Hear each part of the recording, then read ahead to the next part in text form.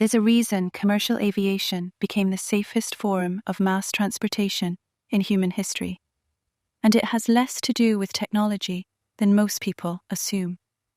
In the 1970s, accident investigators started noticing something uncomfortable. Crashes were happening in aircraft that were mechanically sound, flown by experienced crews in manageable conditions. When they reviewed the cockpit voice recorders, the same pattern kept emerging.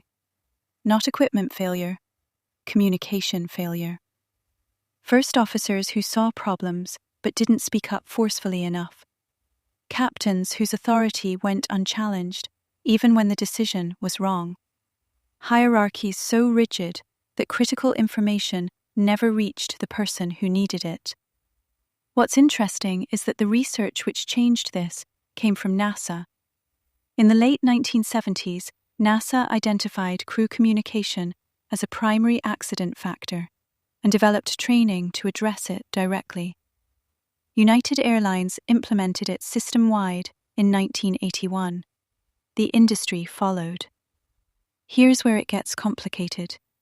The training didn't just change communication, it changed the assumption of authority in the cockpit.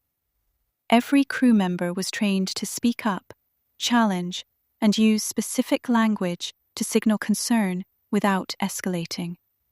That framework is still taught today, and this is where it shifts.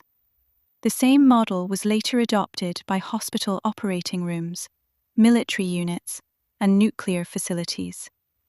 Aviation's communication failure became every high-stakes industry's training template. But the detail that stands out most is this. Flying became this safe because the industry looked at its own disasters, traced them to how people talked to each other, and rebuilt that from the ground up.